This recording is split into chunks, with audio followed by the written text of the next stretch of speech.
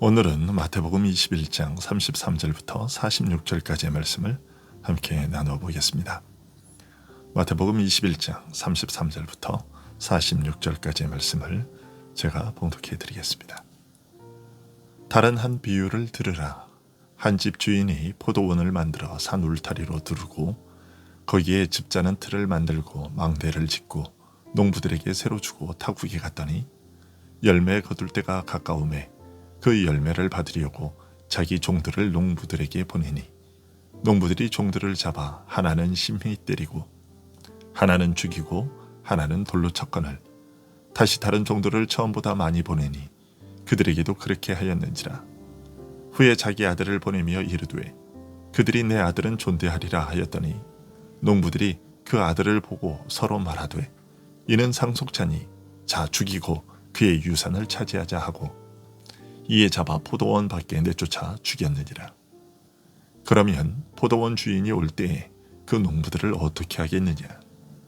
그들이 말하되 그 악한 자들을 진멸하고 포도원은 제때에 열매를 바칠 만한 다른 농부들에게 새로 줄지니이다.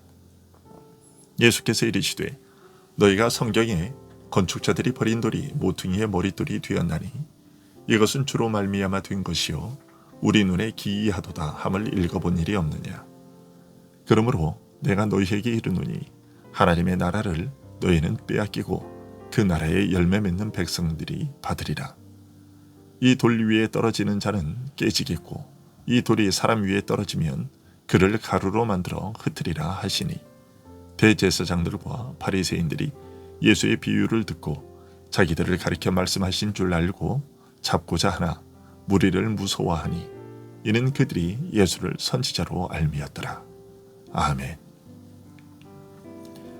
요한이 세례를 베풀었던 권세가 하늘로부터 온 것인지 사람으로부터 온 것인지를 묻는 물음에 대제사장들과 서기관들과 장로들은 모르겠다고 대답했습니다. 하지만 사실 그들은 세례 요한이 그리스도에 대하여 증거했던 것들을 전혀 믿지 않았습니다. 그럼에도 백성들의 반발과 비난이 무서워 자신의 생각을 감춘 대답을 한 것입니다. 오늘 말씀은 이러한 불신앙 속에 감추어진 그들의 죄악의 정체가 무엇이며 이것이 필연적으로 어떤 무서운 결과를 초래하게 될 것인지에 대해 비유로 가르치신 말씀입니다.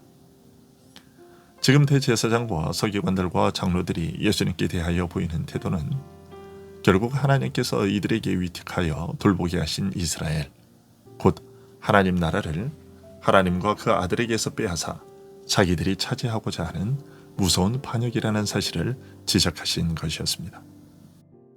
마치 진리와 비진리의 문제요, 생사를 걸어야 할 중대한 문제인 것처럼 꾸미면서 예수님께 그의 신분과 권세를 증명할 것을 요구하는 그들의 저의와 속셈이 무엇인지를 드러내신 것입니다. 그들의 이러한 행동은 결국 이스라엘의 진정한 소유주이신 하나님과 그리고 아버지로부터 이 나라를 상속받아 다스리실 메시아에게서 그 나라를 빼앗아 자기 것으로 삼고자 하는 반역이라는 것을 알리신 것이죠. 하나님께서 그들에게 요구하시는 의로움과 진실과 믿음과 충성의 열매는 맺지 않고 오히려 가시와 엉겅퀴와 독처가 되어 남을 찌르고 행하는 자가 되었으며 이것도 모자라 하나님의 나라를 스스로 차지하겠다는 흉악한 마음까지 품게 된 것이었습니다. 이스라엘의 역사가 지금까지 그래왔고 결국은 하나님의 아들을 죽이고 그의 나라를 빼앗으려는 흉악한 악행을 범하게 될 것을 미리 경고하신 것이었습니다. 사실 사람이 대단히 악한 마음을 품어야 이런 일을 하게 되는 것은 아닙니다. 누구든지 하나님의 뜻을 구하지 않고 자기의 뜻을 구하면 불신앙과 거짓과 불의한 일에서 머뭇거리며 떠나지 않으면 결국 이렇게 될 수밖에 없습니다. 교회에서 하나님의 뜻을 구하지 않고 자기의 뜻을 구하면 결국 교회를 착복하여 자기 것으로 만들게 되는 것입니다. 예수님께서는 비유를 말씀하신 후 대제사장들과 서기관들에게 포도원 주인이 올 때에 이 농부들을 어떻게 하겠느냐라고 물으셨습니다. 그러자 그들은 이 악한 자들을 진멸하고 포도원은 제때에 실과를 바칠 만한 다른 농부들에게 새로 줄지니이다 라고 대답했습니다. 예수님께서 이와 같이 그들에게 물으시고 그들로 직접 대답하게 하신 것은 저들로 하여금 자신의 입으로 자기 죄를 시인하고 자기를 정죄하게 하기 위해서였습니다. 대제사장들과 함께한 무리들은 비위에 등장하는 악한 농부들이 바로 자기들을 가리키는 것인 줄을 알지 못하고 분개하여 엄중한 말로 이렇게 정죄했습니다.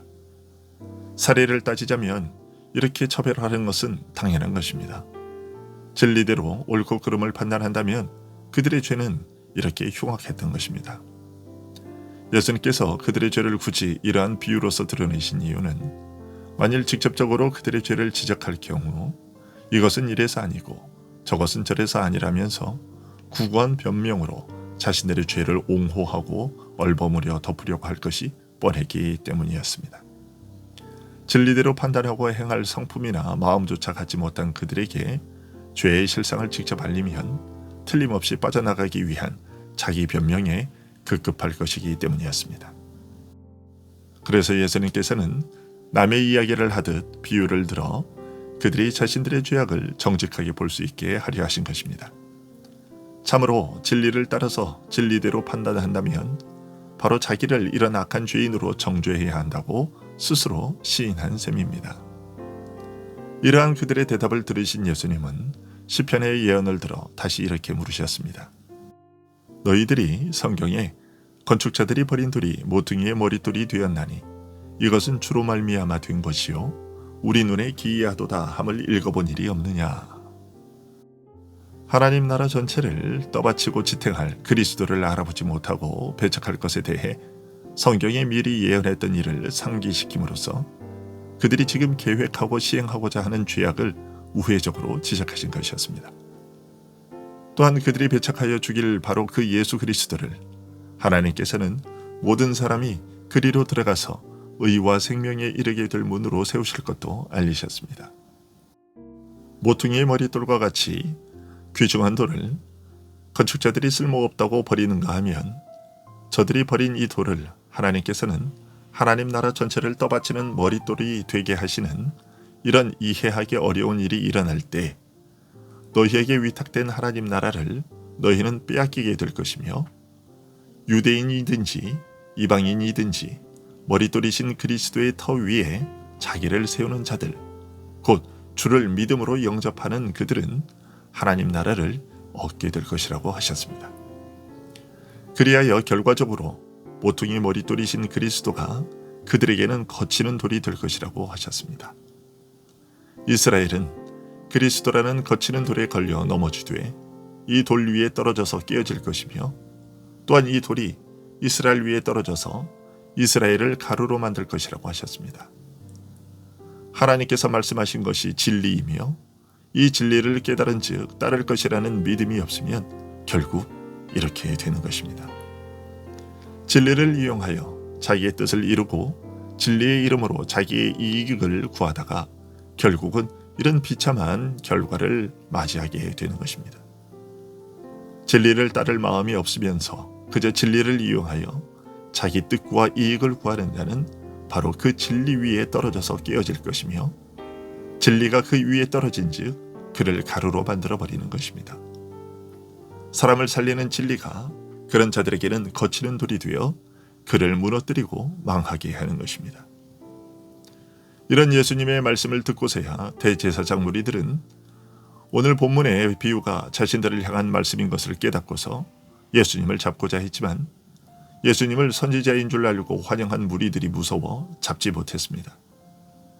결국 그들은 자신들의 죄를 깨닫지 못하고 회개하지도 않았던 것이죠. 진리를 따를 것이라는 자세, 옳고 바른 것을 붙잡겠다는 자세가 없는 자, 자신에게 불리하든지 유리하든지 오직 하나님께서 옳다 하시는 그것을 붙잡겠다는 생각이 없는 자는 대제사장과 서기관들과 장로들처럼 행동할 수밖에 없는 것입니다. 자기 이익을 생각하며 혹시 이것을 잃지는 않을까 염려하고 항상 사람을 두려워하되 하나님은 전혀 두려워하지 않는 것이죠. 오늘날에도 자신의 죄를 깨닫게 해주는 말씀을 들어도 그 사실을 전혀 깨닫지 못하고 오직 자신의 이익만을 쫓아 행하는 사람들이 교회 안에 있습니다. 이런 자들은 오늘 본문의 대제사장들과 서기관들과 장로들의 무리들과 같이 결코 하나님 나라를 얻을 수 없습니다.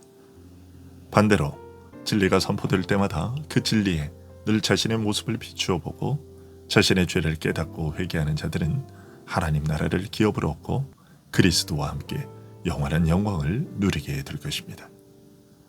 나는 지금 어떤 부류에 속해 있는지를 되돌아볼 수 있기를 바랍니다. 기도하겠습니다.